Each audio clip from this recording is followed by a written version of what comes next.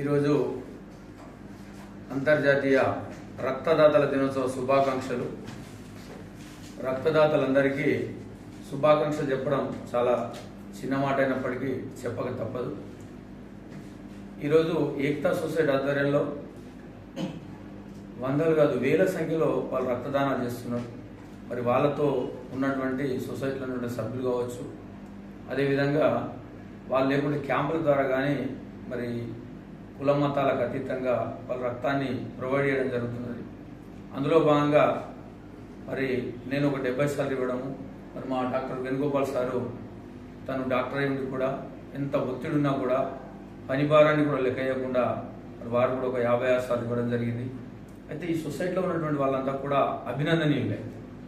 నేను Indian red cross society జిల్లా సభ్యుడిగా ఉండడం నాకు కూడా గర్వంగా అనిపిస్తుంది. ఎందుకంటే అనేక మంది ప్రాణాలు కాపాడంలో భాగస్వామ్యం ఆనందపడుతున్నాం. అయితే ఈ రోజును మనం ఎందుకు జరుపుకుంటున్నాం? 1901లో కార్ల్ లాంగ్ సర్జన్ అనే వ్యక్తి మరి రక్తాన్ని వేరు చేయడం, దాని ద్వారానే మరి ఆయన పుట్టినరోజుని ఈరోజు రక్తదాతల దినోత్సవంగా మరి జరుపుకోవడం జరుగుతుంది. మరి దీన్ని 2004 నుండి ఈ రక్తదాతల దినోత్సవాన్ని జరుపుకుంటాను. దాంట్లో భాగంగా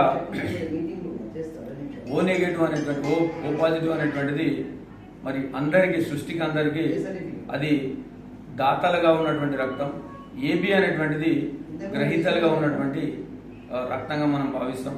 ప్రతి ఒక్కళ్ళు ఇవ్వచ్చు, ప్రతి ఒక్కళ్ళు స్వీకరించవచ్చు అనేటువంటి విధంగా ఈరోజు ముందుకు వస్తున్నటువంటి యువతకు ఈ సజ్జాలు మరి వాళ్ళ ఆర్గనైజేషన్ అంతా కూడా స్ఫూర్తిదాయకం. వాళ్ళని సందర్భంగా అభినందించక తప్పదు. మరి ఈ మంచి కార్యక్రమాలు చేస్తున్నందుకు మంచి జీవిత కాలంలో ఒక ఆర్థిక వృద్ధి లేదా ఒక శ్రేయస్సును కోరుతారు. మరి దీనిలో శ్రేయస్సు మాత్రమే మిగులుతుంది, ఆర్థికమైనటువంటి ఏ విధమైన వృద్ధి ఉండదు. మరి మనకు ముఖ్యమంత్రి ద్వారా కానీ రాష్ట్రపతి ద్వారా కానీ ఇతరత్ర సమాజంలో ఉన్నటువంటి అందరి ద్వారా గౌరవం అనేటువంటి దొరుకుతుంది. కాబట్టి దాన్ని ఒక ప్రేమగా స్వీకరించి నిండు ప్రాణాలను రక్షించినట్టయితే మరి రక్తదానం అనేటువంటిది మహాదానం, అది ప్రాణాలు కాబట్టి దానం కాబట్టి అది గొప్పదానంగా భావించవచ్చు.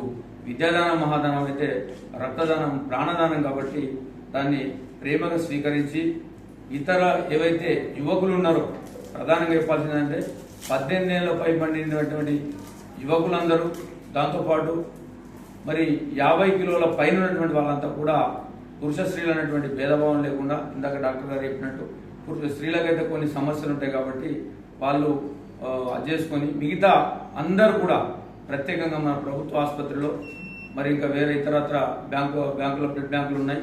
మరి అక్కడ కూడా ఎక్కడ వెళ్తే అక్కడ మరి ఇచ్చి మరి సమాజంలో మేము కూడా ఉన్నామనేటువంటి విధంగా అందరు ముందుకు వచ్చి మరి ఈ దాంట్లో భాగస్వాములై ప్రాణాలు కాపాడాలని చెప్పి ఈ సందర్భంగా అందరినీ వేడుకుంటూ మరి ఈ కార్యక్రమంలో నన్ను కూడా భాగస్వామ్యం చేసిన ఏక్తా సొసైటీ మరి సదర్ కానీ మన నాయకులందరూ కూడా పేరు పేరున మరి ఈ Indian red cross society committee పక్షాన అభినందన శుభాకాంక్షలు తెలియజేస్తూ ముగిస్తున్నాను. Thank you.